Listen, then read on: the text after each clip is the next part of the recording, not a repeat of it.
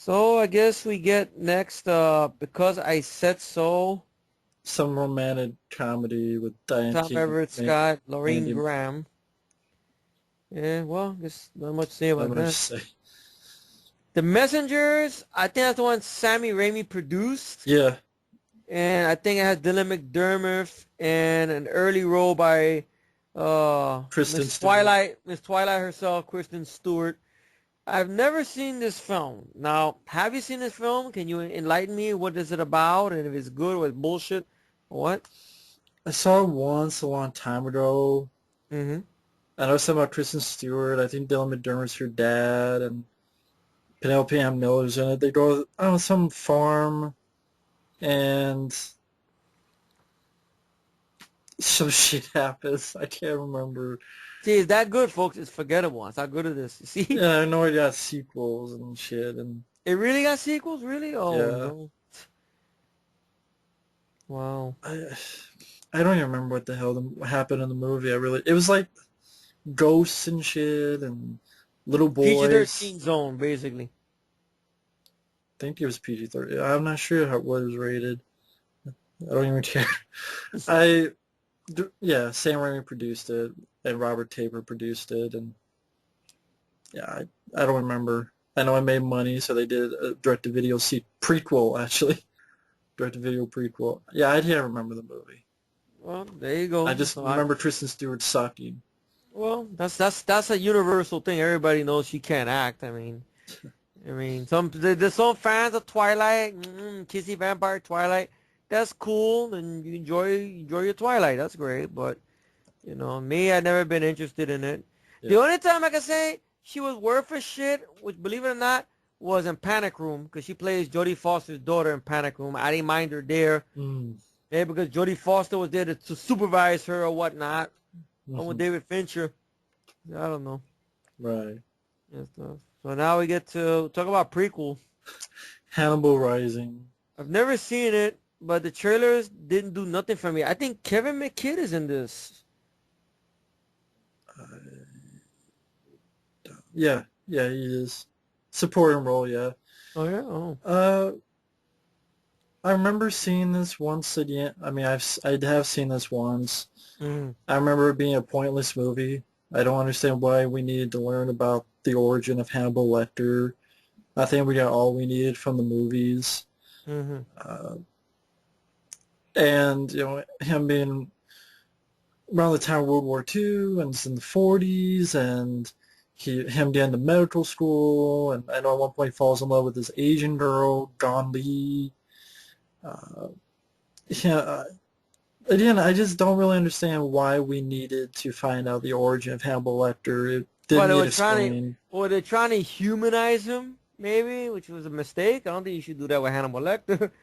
I think they did a little bit of that, yeah, and Oh, explain, by the way, isn't there a TV series called Lecter now? I think or is it, I think it's just called Hannibal. Hannibal or something. I Yeah, don't. there is. Oh God. It's, yeah, you're Once right. again, yeah. I think, I don't know, was Lecter or Hannibal? I don't know. yeah, it's called Hannibal. Mm-hmm. We're trying to look, which, of course, there was a movie called Hannibal. I mean, Yeah. yeah, debuted 2013 last year, Yeah. and I'm looking up who the cast is. I think it has the Bond villain. I think from Casino Royale playing Lecter. I think. Yeah, I forgot the actor's name. Hugh Dancy is the Something like that. guy's name. Yeah, I don't know if that's him or whatnot. Who Yeah. was in Blood and Chocolate? Really Well, enough, there you go. doesn't say Casino Royale. Well, maybe I got the wrong actor. I don't know. He was in Basic Instinct 2. Well, And another pointless fucking movie. oh, he also has Lawrence Fishburne and Gillian Anderson. Really enough. On the show, really? Yeah. Wow. But anyway, Yeah. that's how interesting the movie is. We're talking the TV series. The Hannibal Rising fell. Yeah, it And fell basically. You didn't need it. I think maybe the Weinsteins were being desperate, I guess. Like, hey, let's try something. Come on. Let's try to milk more stuff out of Lecter. You well, know? I mean, obviously, not alone, because it cost like 50 million and made like 27 million in U.S. Well, it shows you how many people really gave a shit, really, regardless. Exactly.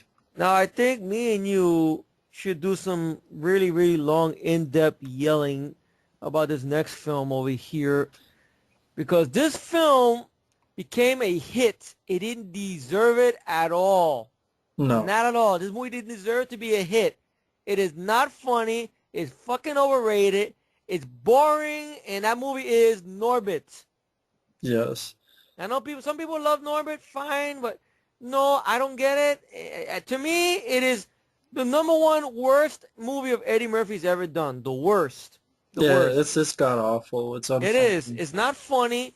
It was his first time, Eddie Murphy's first time writing with his brother Charlie Murphy. Charlie Murphy will go on to work with Dave Chappelle on Chappelle's show and everything like that and everything. I think he's a comedian in his own right as well. But the writing, the script, it just seems like it's trying to be like a soap opera almost, but not really. In fat suits and Eddie Murphy playing a pitiful, whiny, unfunny, nerdy guy.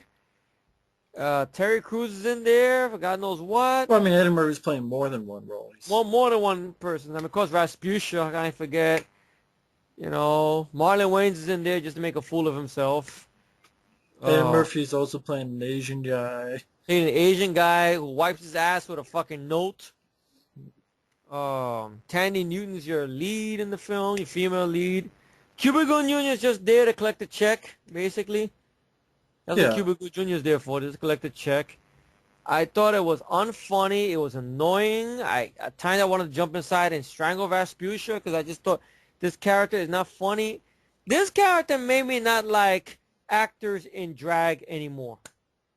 That's how bad this movie is, man. It made me not like Mrs. Doubtfire, made me not like Nutty Professor, made me not like, actors who we see in the past who dress up in drag. When I looked at this, I'm like, this killed it. It made me not like Big Mama's House no more. See, thanks to the Norbit. Really. And I know Eddie Murphy did this one because he was like trying to get back that edge, but it's not an edge. It's a PG-13. What edge? It's racist. It's racist as well. That's another one. It's racist. If a white guy did the Asian part like he did, yeah, you would get such a uproar. But because but Eddie did Murphy it. Eddie Murphy did it. Oh no, it's okay. It's all right. And yeah, Eddie, it made 95 million on a $60 million budget. Didn't deserve it. Did not deserve it. 159 million worldwide. It was a hit. Did not deserve it at all. No, Metro. Granted, it's not a comedy. It's more of an action film. Action comedy. Action comedy. All right. That came out in January. That should have got the money, but no, nobody wanted to see Eddie Murphy being an action star, so which was too bad. And this came out in February. And it's bullshit. When I found out it made money, I'm like, all right. Then I seen it on DVD when it came out. I went, this is a piece of fucking shit. This ain't funny. This ain't exciting. Nothing going for it at all. Eddie Murphy's character annoyed me. The movie feels too fucking long at times. Yeah. Eddie Murphy, maybe this was I don't know, what was the movie that started his downward spiral? Was it this film? Or I know that you would say Nutty Professor, which I could watch Nutty Professor, but the sequel is bullshit. But I can't call that his best film. I mean, his best stuff is his early stuff, in my humble opinion. Start his downfall? Yeah, what movie you think started the downfall? Like you said, Eddie's fucking up. Now, was it Norbit that started it? Beverly Hills Cop 3. Okay, that one. Because Beverly Hills Cop 3, he did Vampire in Brooklyn. He did Nutty Professor, which I'm not a fan of. Okay. I like Metro. Yeah. But Dr. Dolittle, Holy Man, Holy Shit. Yeah. Life, I thought was depressing. It was a depressing film. Bowfinger, yeah. I never seen Bowfinger, but nothing really been getting my motivation to see it, though. Night Professor 2. Shrek, okay, that's voice acting. I'm talking about, like, live action. Dr. Dolittle 2. Mm-hmm. Showtime I don't mind. I didn't watch Showtime. Yeah, it's a time waster. But then Pluto Nash I'm not a fan of. I know you don't mind it. I don't mind it, but the ending ruins the film at times because it really seemed like a cheap shot. It's like, all right, leading up to interesting stuff. Okay, Eddie Murphy is kind of like a Han Solo, all right, on the moon, okay. But then the last act is Eddie Murphy fighting Eddie Murphy, which I thought that was a cheap shot. Like, really? This is all you can come up with? Really? Eddie Murphy versus Eddie Murphy? It It's stupid. just all this crap like Haunted Mansion, fucking I Orbit, didn't, I saw little bits of that. It didn't interest me. sucked. So yeah, I would say Rail's top three. I mean, let's not say all his films are bad. Like, I love Metro. I think Metro's very underrated, but I do think Rail's Distinguished top three. Gentleman. Yeah, Distinguished Gentleman was very good. And that flopped. Boomerang. I warmed up to over the years because compared to shit Eddie's done now, I could watch Boomerang. Yeah. But it's different type of Eddie Murphy. I mean, it's Eddie Murphy with an early start of Martin Lawrence, early start of Chris Rock. Has some little funny moments in there. I didn't mind. Another $40, I think, is very underrated. I saw it on the big screen. It was a great experience in the theater seeing that and stuff. Everything. But, I mean, the man has lost his touch. I mean, Tower Heist, I seen it. It was there. Yeah, it was there. Just there. Should have been up to the standard. I know he keeps getting hounded by billions of questions of when he's going to go back to stand-up, when he's going to go back to stand-up. Eddie gives the same fucking excuse every time. But I just don't want to come out of nowhere and do it. I'm like, what else are you fucking doing? And he talks about other bullshit about, oh, but it just takes a lot of work. I got to go back to ground zero, to go back to the clubs. Then do it. You're not doing shit. Your movies ain't making the money anymore, Eddie. I mean, besides Norbit, which that didn't deserve it, to be honest. I mean, I could watch the other film he did with the same director. What was that one he did? Meet Dave. I know that's not a good film. But I could watch it as a time waster. I still haven't seen 1,000 Words. 1,000 Words looked like shit. And then that was a film that was supposed to come out back in 2009. It was shelved for a while, I think. Yeah. So it finally got a release. Then you had Imagine That. Imagine that. A good movie. Nope. Yeah, right? Imagine. Yeah. So the man needs to go back and find his roots and go back to stand up. A lot of people are anxiously awaiting that. Testify. Stand up.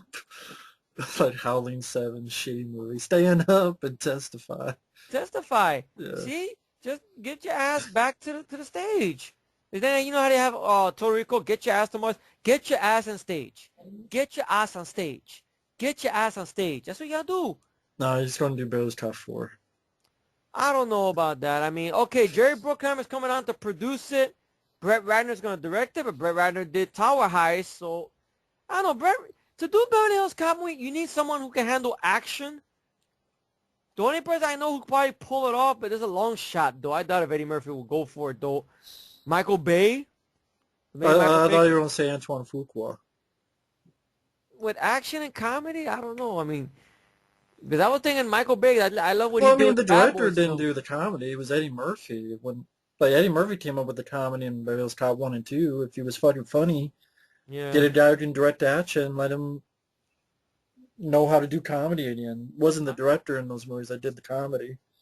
Well, I don't know. Maybe in the Bad Boys films. I know in the Bad Boys films, I know Will and Martin did a lot of improv. So they were the one with the comedy. They were the ones with the comedy. I don't know, but and stuff. But I don't know. The man. But what are your thoughts about all this? I'm ranting on about this.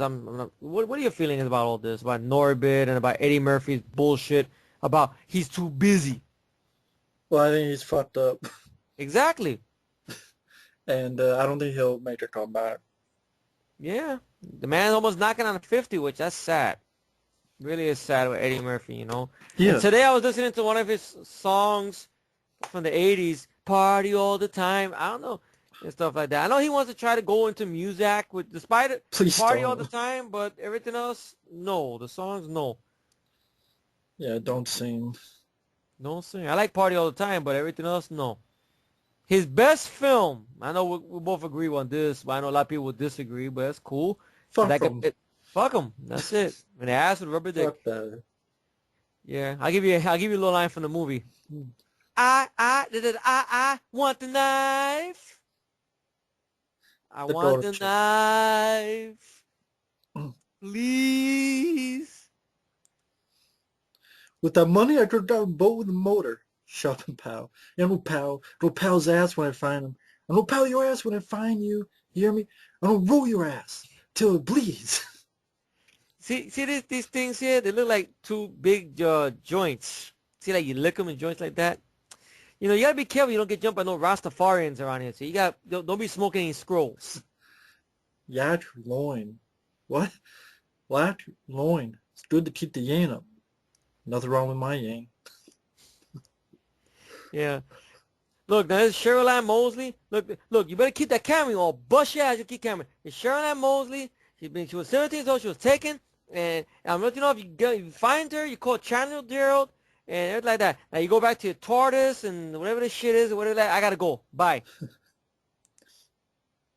If one's heart is pure, he can wield the knife. And if one's ass is narrow, he can walk down these stairs. And if mine is such an ass, I will be so. Hey, this is great dialogue. Yeah. God damn, this is great. I don't want no trouble. I don't want no trouble. Okay, look, I just want a chip. I want a chip. Let's see, take a chip right here. Turn it over, man. It's burning. Turn it over, man. It's burning. Okay, look, want a chip? I'm just passing through. That's it. There you go. Have a good time. I'm sorry. Bye-bye. That's it. How many people survived this test? None. None. None. I'm gonna kick your ass when I get out of here. And of course, Ha! go I ahead. got the knife. Now turn on the goddamn lights. And of course, that's the golden child. He's the best man in the world. Got it. Almost want to see a tribute somebody could do with that song with Eddie, classic Eddie, and you just put on the title. What the fuck happened to him? That's it. Show all his great moments from Beverly Hills Cop 1 Doesn't and he 2. hate golden child? What happened? Doesn't Eddie hate golden child? Yeah, fortunately he does. I don't know why. Somebody asked him, "What's the film you done that you've hated?" He, without missing a beat, he said Golden Child And Pluto Nash. and Pluto Nash. Pluto Nash, I can understand. Okay, Beverly Hills Cop 3, I can understand. Golden Child, I don't understand. I don't either. So I don't know, maybe because of the effects. That's other things people pick on that film about. The effects are so cheesy. I like cheese. Cheese is great. I like cheese on my pizza, my burgers, and on the spaghetti. How about you? You like cheese on the fries and stuff? And I don't think it's that bad. I mean, it's not bad. It's good for what it has to be. it's more about the comedy and it's more about Eddie Murphy as well. Yeah, using his wits. A regular guy using his wits and his mouth. He doesn't do that no more in movies. He don't use his wits no more. It's like he forgot how to use them all these years. Yeah. Despite the last time we seen him use his wits was in Metro, Which flopped. which flopped. Made like 30 million total. And then once again, I stress this again, a January release. Yeah. Yeah. And then this came out February and it was a hit, so It didn't deserve it. Norbit didn't deserve it. Norbit sucks ass. It sucks ass. It's overrated. Unfunny as hell. Unfunny, boring, racist. Just no words. It's no more words. Just fuck this movie. I guess that's it. Basically, so I think that was a worthy yell for that one, right? Well, there's a reason why it gets a 3.9. It got 3.9. Good. All right. Yes. Because I was looking at I'm glad I just got that. 3.9. Thank God. Once again, IMDb actually came through. Yes. I'm glad. God bless the people who gave that 3.9, even though it's still too high. Thank you. Shit. Good. Yeah. Well, that's Norbit. That's Norbit, and we did a good one on that. Huh? Okay, now the next one is a Lionsgate film with Louis Gossett Jr. and Tyler Idris Perry Elba. movie. It's all Tyler Perry. Well, there you go. Daddy's Little Girls. This is a Tyler Perry movie, and I don't watch Tyler Perry movies. I mean, despite the one he did that everybody hates. Alex Cross. Yeah, which that was an underrated one. Music and lyrics. That's the one with Hugh Grant and Drew Barrymore. I think the plot is something about Hugh Grant used to be an 80s musician. Yeah. And he wants to make a comeback. And I think Drew Barrymore is a songwriter. who helps him out. Yeah, writing lyrics and such. Writing lyrics and stuff. And they fall in love. I've never seen it, but I've heard of it. So yeah, I've heard of it. I haven't seen it. Yeah. So music and lyrics, folks. Yeah. Let's see. We have Starter for 10, BBC Films movie with Jimmy Mac and Cheese from the X-Men First Class of Bullshit movies. Rebecca Hall, who was in The Town. Dominic Cooper, who was in the Captain America films. And I guess that's the only name. Oh, yeah, Charles Dance, who was in Iraq Level in Golden Child, you know. My sweet brother Noopsy, you know. I don't know anything about the film. I haven't seen it. That makes the two of us. There you go. Now, Breach, that's that very small film that has Chris Cooper, Ryan Philippe in it. Did Clint Eastwood direct this one? No. I could have sworn I thought it was something like this that he directed. Someone named Billy Ray. Billy Ray. Well, Cyrus. Billy Ray Cyrus. No, it's Billy Ray, but who helped write Volcano, Suspect Zero, Flight Plan, Hunger Games. Maybe it might be a film you might be interested in. Because you don't mind Volcano, you don't mind Suspect Zero. Yeah, but I'm not a big Ron Philippe guy. Yeah, he can act. He is very He stars in the film. wooden, you know. Yeah. Bridge to Terabithia, Josh Hutcherson, Joey Deschanel, Robert Patrick. Disney movie. Yeah, Bridge to Terabithia is it's a kid's film.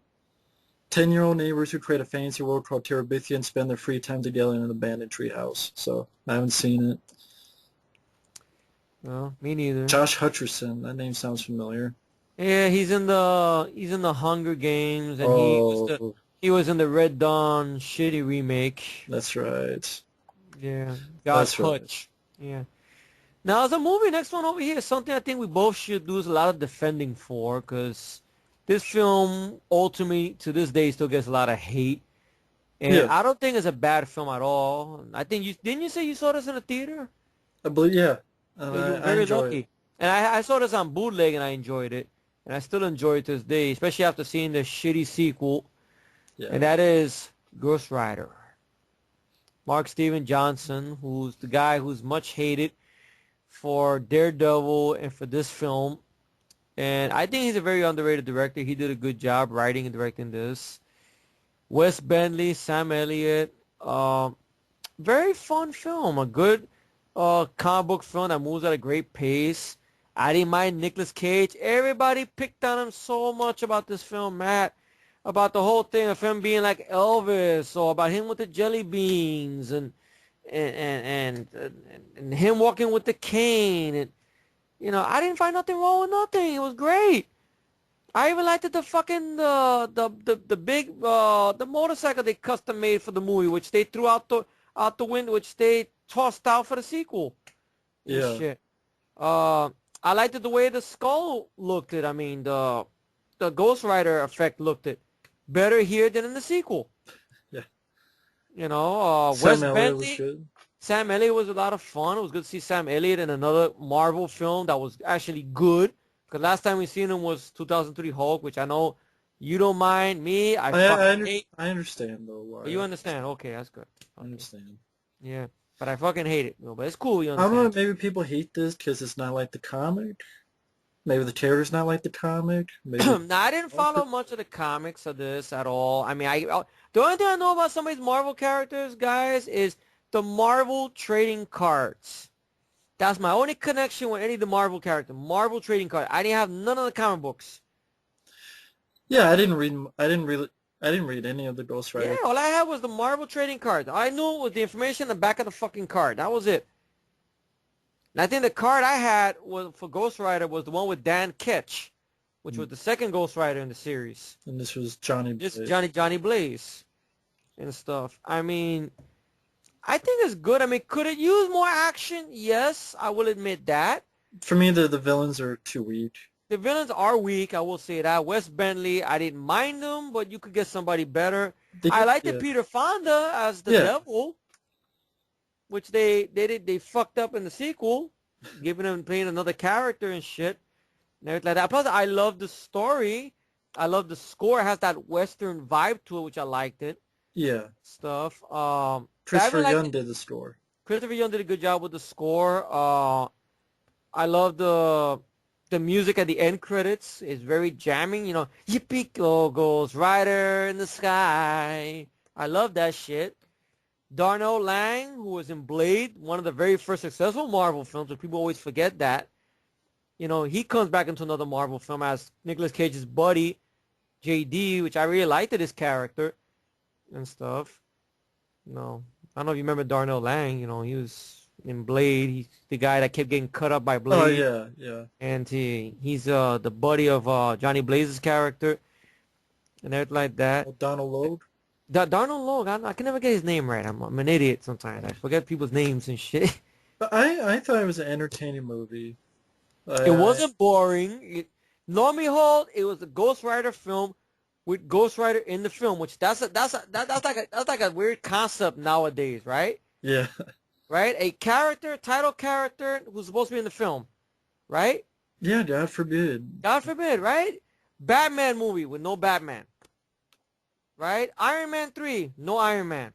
No. Expendables 3, no Expendables. No. See? It's a very alien concept now. Gee, really? April O'Neil, the movie. April O'Neil, the movie. Or a Transformers film with no Transformers. It's Marky Mark and his Funky Bunch. Marky Buck with his funky bunch with a sort of Gun sword. gun sword, which is a weird concept along. Final Fantasy.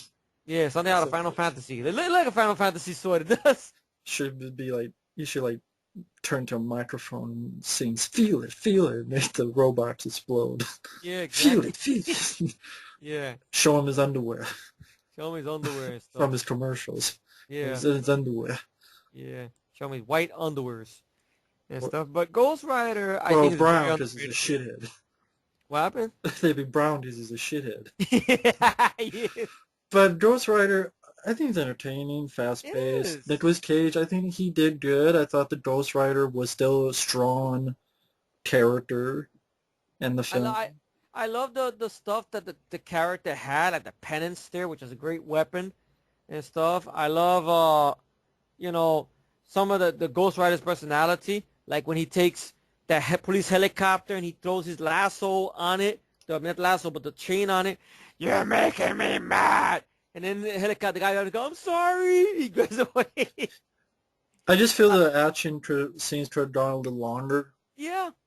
It felt a little bit too short. A little more action. They just felt a little bit too short, like the villains got taken out too easily. Yeah. There like really no wasn't much of a match. struggle. Yeah. I mean, they sort of fixed that with the sequel, but it doesn't save the film, though. I mean, when I first saw a rocket launcher it blows up a Ghost Rider or something, and Nicolas Cage wearing the Ghost Rider thing, the way they made him move, it was terrible. Making him look like a chicken, you know. When I first saw the sequel, I didn't mind it, but it doesn't hold up. Didn't hold up. The first film holds up a lot, really. Yeah, I still enjoy it. I still think it's entertaining. If I was a Ghost Rider comic fan, I'd be like, I wouldn't be pissed because he is the lead. He's not laughable. I don't think he's a joke. Like certain characters get turned into jokes. What are your thoughts on the little bit of the complaints they make about Johnny Blaze should be eating jelly beans, that he should be taking pills? I thought some people were a little more lenient on Johnny Blaze in the sequel because he's taking pills, he's drinking. But does that really make a big fucking difference, really? He's reacting to things differently than he is in the comics. So what? You know?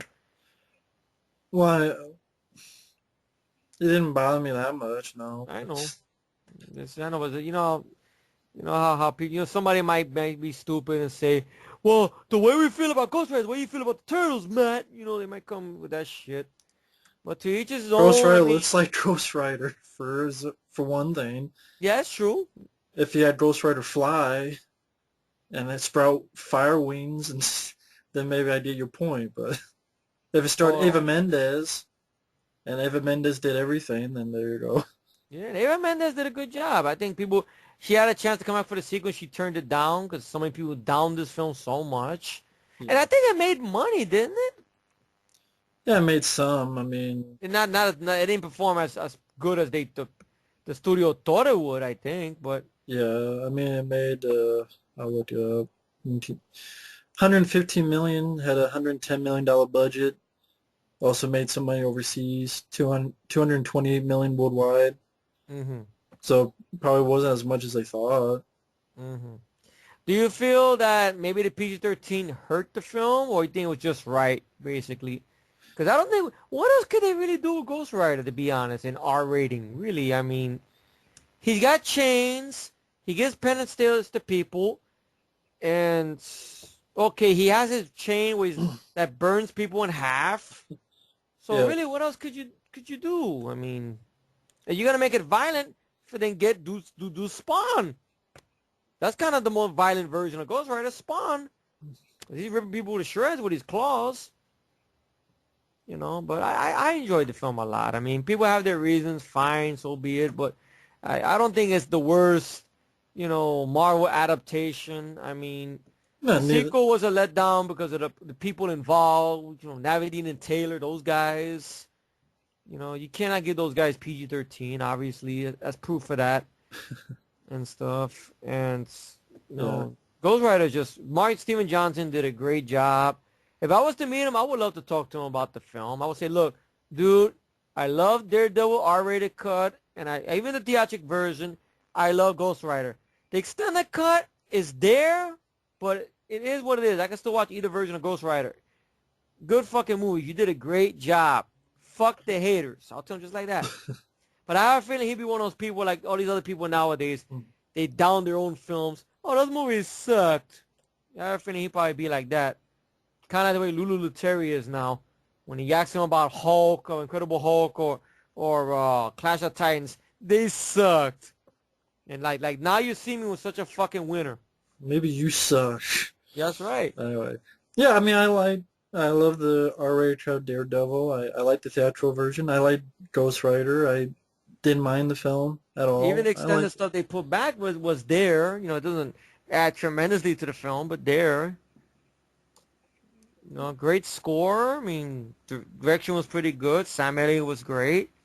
But what are your thoughts about the song? Do you like the song that plays in the end, or you were not a fan? yeah, I was fine with it. You were a fan? I was fine Okay. with it. Yeah. Gold goes rider in the sky. Yeah. Yeah. Great. I guess now the next film is something I've never heard of. Something from Lionsgate called The Abandoned. I think that was kind of part of the 8 films to die for, and I remember, Boo! That one, Eight Films Die For? Oh, no. yeah, the After Dark Horror Fest, I should say. Well, that started, I think, in 2006, if I'm not mistaken, really. Yeah. I think they stopped doing them because people probably fucking figured, I don't want to see this shit. There's only like one or two good films out of all those, but Yeah, The Abandoned was not one of them. of course.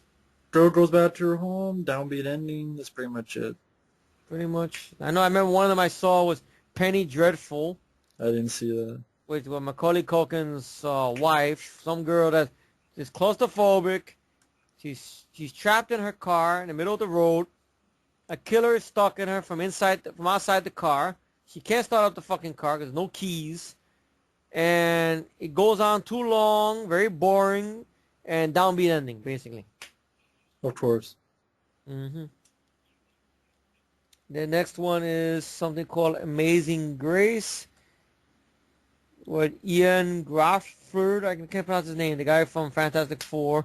Yeah, I haven't seen it. It's just biographical movie. Oh, yeah? Oh, okay. The Astronaut Farmer, Billy Bob Thornton. I've heard of it. I've been curious about it, but I've not seen it. Have you seen it? Yeah, I didn't mind it. You You didn't mind know, the film? All right. Bruce Willis makes a cameo in it.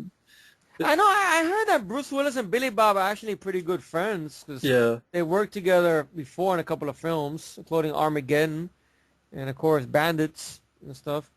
yeah, it was pretty much Billy Bob makes this rocket on his farm, and he wants to go into space, and people are like telling him no, he can't do it because of X, Y, and Z reasons, and hmm I think it's based on a true story. I didn't mind it for what it was. I thought Billy Bob Thornton was good. Virginia Madsen was good. Bruce Dern.